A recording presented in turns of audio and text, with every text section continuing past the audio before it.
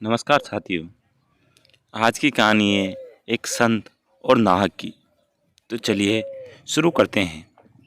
एक समय की बात है, किसी गांव में एक ब्राह्मण अपने परिवार के साथ रहता था। उनका परिवार में उनकी पत्नी और एक पुत्र था। वह बहुत गरीब थे। उनके पास कभी कभी खाने को भी नहीं होता था।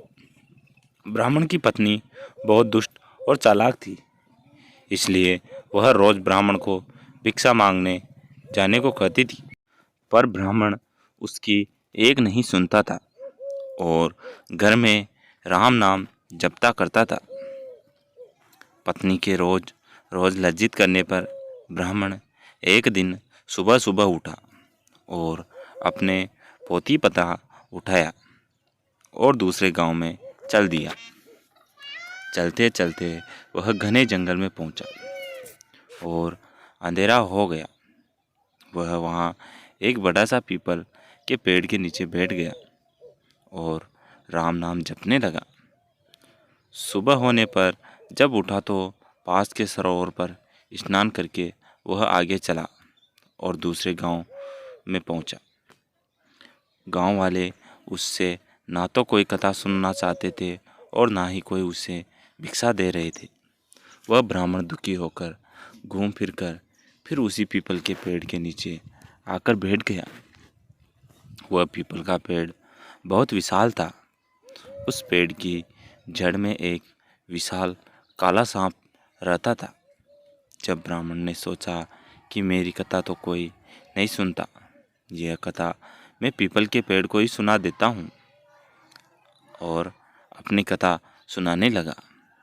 कथा पूर्ण होने पर पेड़ के नीचे से एक काला नाग निकला और उस ब्राह्मण को एक स्वर्ण मुद्रा देते हुए बोला, तुम रोज यूं ही यहाँ आकर मुझे कथा सुनाया करो, मैं रोज तुम्हें स्वर्ण मुद्रा दूंगा।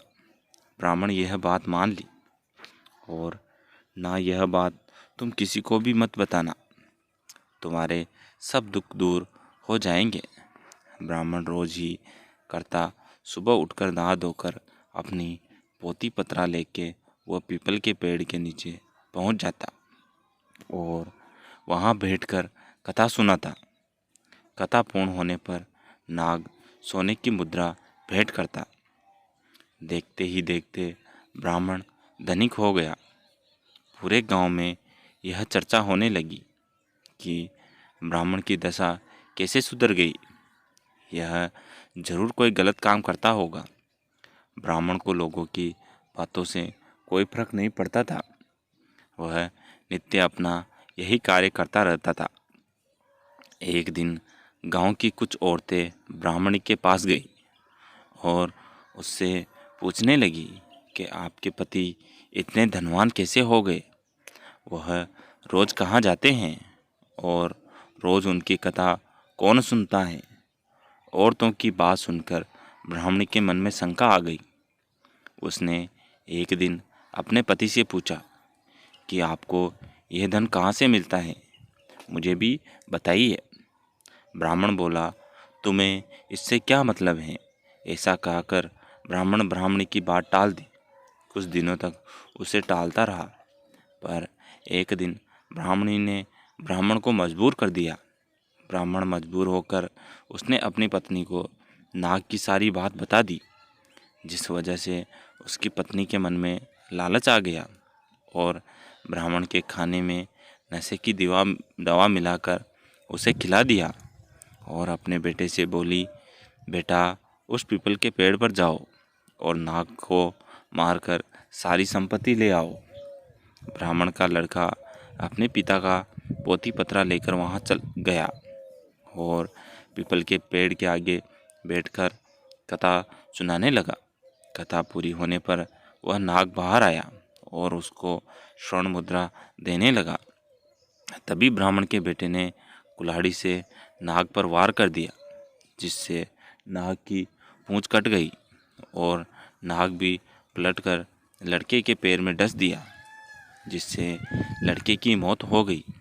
इधर जब ब्राह्मण उठा तो उसने देखा कि उसके पोती पत्रा गायब है वह समझ गया कि कुछ गड़बड़ है। वह जल्दी से पीपल के पेड़ के पास गया तो देखता है कि उसका लड़का वहाँ मरा पड़ा हुआ है। ब्राह्मण को देखकर नाग बाहर आया और कहा, ब्राह्मण, मैंने तुम्हें कहा था कि स्वर्ण की मुद्रा की बात तुम किसी से नहीं कहोगे, और तुमने बता दी। अब तुम यहाँ से चले जाओ। तुम्हें तुम्हारे पुत्र का दुख है और मुझे मेरी पूंछ के कटने का दुख है।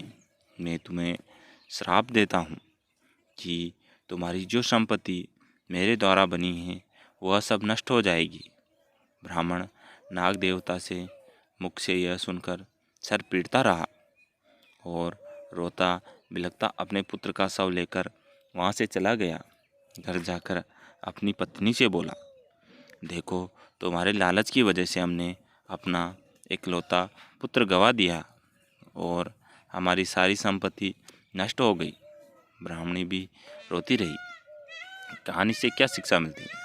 दोस्तों, लालच एक दलदल है जो व्यक्ति को विनाश की ओर अग्रसर कर देता है।